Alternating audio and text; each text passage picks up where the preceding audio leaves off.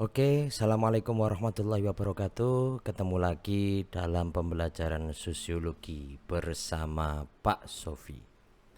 Oke, untuk part yang kedua ini akan Pak Sofi jelaskan tentang ciri-ciri kelompok sosial, lalu juga menjelaskan tentang syarat-syarat dikatakan sebagai kelompok sosial, proses dan faktor pembentuk kelompok sosial, dan setelah itu untuk bab yang kelompok sosial ini akan selesai kita bahas. Oke, langsung saja mohon untuk disimak baik-baik. Adapun ciri-ciri kelompok sosial seperti materi yang sudah saya jelaskan sebelumnya. Yang pertama, kelompok sosial adalah satu kesatuan yang nyata, dapat dikenal dan dapat dibedakan kelompok sosialnya.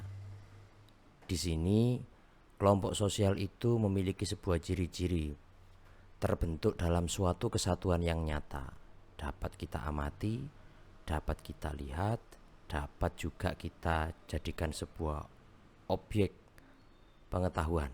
Itu adalah kesatuan yang nyata. Dapat dikenal, kita tahu nama kelompoknya, kita tahu siapa-siapa yang menjadi anggotanya. Terus dapat dibedakan kelompok sosialnya. Jadi kan macam-macam nih kelompok sosial. Ada kelompok sosial A, B, dan C, dan D, dan seterusnya. Kita dapat membedakan berdasarkan ada kriteria ciri-ciri khusus. Misalkan kelompok A cenderung memakai seragam hijau, kelompok B cenderung memakai seragam orange, kelompok B cenderung memakai seragam hijau, biru, dan sebagainya. Perbedaan-perbedaan itu dapat kita bedakan karena kita dapat mengamatinya. Itu adalah ciri-ciri kelompok sosial. Dan masih banyak sarana-sarana pembeda yang lain yang dapat kita amati dalam mengamati kelompok sosial yang berbeda tersebut. Jadi ini ada kesatuan yang nyata, ada juga penjelasan yang jelas tentang nama kelompoknya dan sebagainya. Oke, yang kedua, tiap anggota kelompok sosial merasa memiliki kepentingan yang sama dan mempertahankan nilai-nilai hidup yang sama. Di mana dalam anggota kelompoknya mereka itu karena tergabung dalam sebuah kelompok ya, nggak mungkin tidak memiliki kepentingan yang sama antara satu dengan yang lain. Otomatis mereka merasa bahwa karena kepentingan yang sama itu, mereka harus berkelompok untuk dapat mencapai tujuan secara bersama-sama dan mempertahankan nilai-nilai hidup yang sama. Apa itu nilai? Nilai adalah sesuatu yang dianggap penting atau sesuatu yang dianggap berharga. Jadi ketika memiliki sebuah tujuan, karena ada nilai, maka tujuan tersebut harus dicapai karena sesuatu tersebut merasa bahwa mereka hal yang penting untuk dicapai. Nah, mempertahankan nilai-nilai tersebut adalah suatu hal yang wajib bagi kelompok sosial. Sebab apa? Itu menjadi target tujuan untuk dicapai secara bersama-sama. Yang ketiga, tiap kelompok sosial memiliki struktur sosial. Nah, ada strukturnya, ada pembagian peran, ada pembagian status, ada fungsi-fungsi tertentu untuk melaksanakan sebuah aktivitas-aktivitas sosial yang kaitannya dengan interaksi maupun juga hubungan-hubungan sosial yang lainnya. Karena terdiri dari individu yang saling terkait satu sama lain, nah, berdasarkan status dan perannya. Jadi antara individu satu dengan individu yang lain, kita bisa mengatakan itu adalah sebuah kelompok sosial kalau ada keterikatan antara satu dengan yang lainnya. Kalau tidak ada keterikatan, berarti itu bukan kelompok sosial. Yang keempat, tiap anggota kelompok sosial memiliki peran-peran yang berbeda. Jadi ketika ada fungsi-fungsi tertentu di dalam sebuah kelompok sosial, katakanlah ada koordinatornya, ada adminnya, ada pimpinannya, maka kan memiliki peran untuk mengatur, mengkoordinasi, mengkomunikasi dan sebagainya. Selain itu, koordinator dibantu oleh anggota-anggota lain yang memang memiliki fungsi tugas masing-masing, di mana peran-peran itu dijalankan untuk dapat mencapai tujuan dan target yang ingin dicapai oleh kelompok tersebut. Yang kelima, Tiap kelompok sosial memiliki norma-norma kelakuan yang mengatur peran anggota. Jadi ada peraturan. Di sini bisa saya katakan ada ADART, anggaran dasar, anggaran rumah tangga. Terus juga ada hukum-hukum yang mengatur para anggotanya agar tidak bertindak di luar peraturan kelompok atau peraturan anggota yang disepakati bersama dan dijalankan bersama-sama. Dari kesemua ciri-ciri kelompok sosial ini saya berikan sebuah contoh. Ya, saya berikan sebuah contoh. Ini ya masing-masing ya. Mungkin saya berikan 2 contoh lah. Yang pertama, kalau kalian pernah melihat ada organisasi siswa intrasekolah yang ada di sekolah, itu kan sebuah organisasi. Apakah itu termasuk kelompok sosial, Pak? Ya, itu termasuk kelompok sosial yang terdiri dari para pengurus-pengurus organisasi dari kegiatan-kegiatan sekolah. Nah, di situ kita coba lihat ciri-cirinya. Apakah ada kesatuan yang nyata? Ya, kita bisa mengartikan, dapat mengenalinya sebagai pengurus OSIS, organisasi siswa intra sekolah, dan dapat kita bedakan dengan kelompok yang lain. Misalkan OSIS tersebut dengan kelompok Barsmage, dengan kelompok band SMA Gedek, dengan kelompok taekwondo SMA Gedek, dan kelompok-kelompok tersebut kita bisa membedakannya. Nah, itu disebut sebagai kelompok sosial karena kita tahu bahwa kita dapat membedakan kelompok itu dengan kelompok yang lain. Oke, OSIS ya di sini ya saya contohkan ya. Apakah memiliki kepentingan yang sama? Ya, karena OSIS sendiri juga memiliki kepentingan yang sama untuk memperlancar kegiatan-kegiatan kesiswaan yang sifatnya pembelajaran, sifatnya kegiatan pelatihan dan sebagainya. Memiliki tujuan yang sama untuk mencerdaskan sesama siswa dan sebagainya. Itu adalah salah satu bentuk ciri dari kelompok sosial. Di sini saya contohkan OSIS. Apakah mempertahankan nilai hidup yang sama? Ya. Nilai yang ingin dikembangkan adalah nilai-nilai tentang pembelajaran, nilai-nilai tentang pendidikan, nilai-nilai edukasi, nilai-nilai untuk mencerdaskan dan juga menimba ilmu pengetahuan. Itu nilai-nilainya.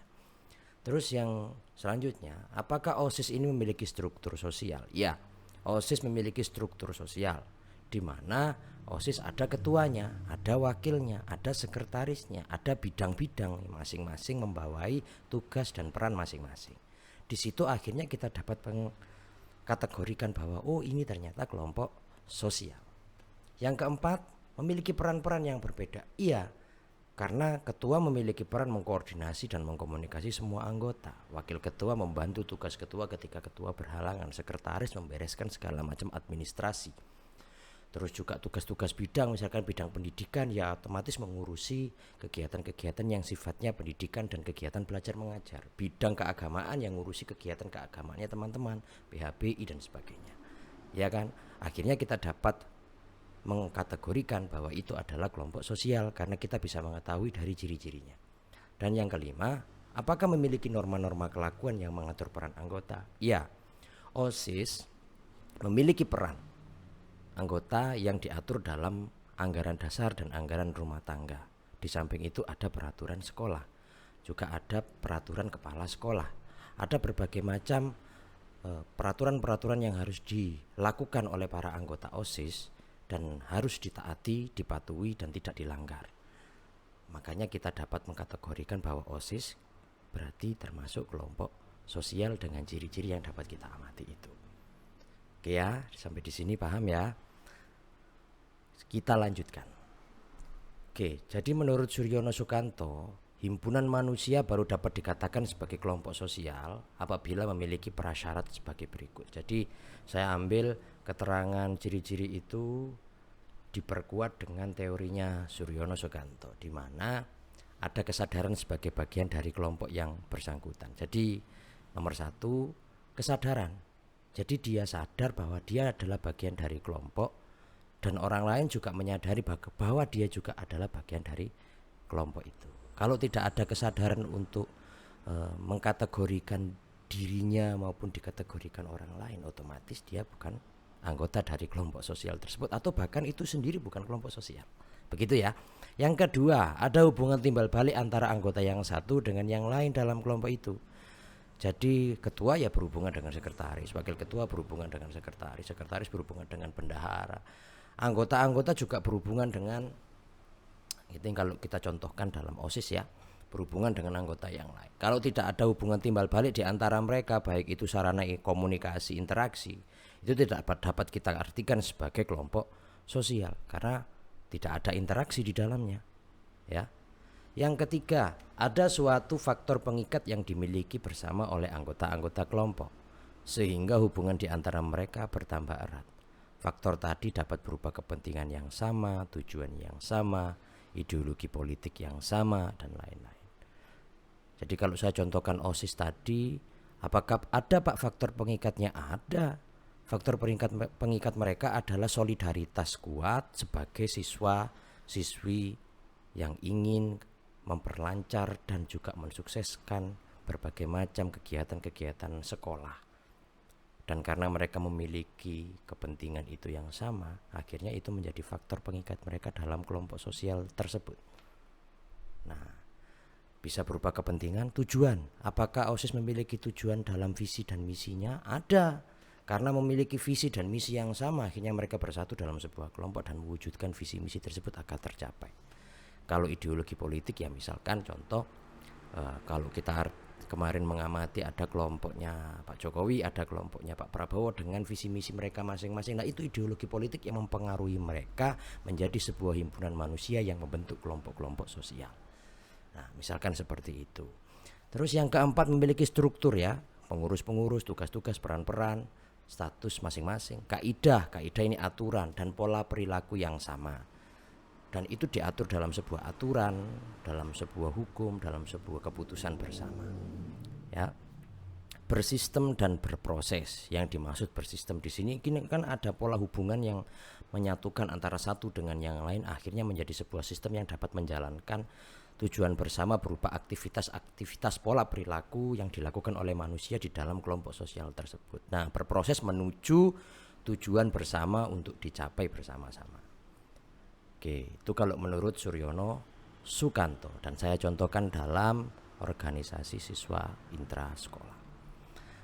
Proses dan faktor pembentuk kelompok sosial. Pada dasarnya makhluk sosial secara kodrati tidak dapat hidup tanpa orang lain. Ya, kita harus sadar bahwa kita adalah bagian dari makhluk sosial. Manusia selalu membutuhkan manusia yang lain. Nah, oleh karena itu untuk mencapai kodratnya, manusia harus mengembangkan hubungan sosial dengan manusia yang lain, harus berinteraksi, harus berkomunikasi. Dan untuk mewujudkan tujuan yang kiranya itu memiliki kepentingan yang sama, ya harus membuat kelompok sosial, harus bersatu dengan yang lain untuk mencukupi kebutuhan hidupnya. Kalau dalam istilah Jawa harus serawung.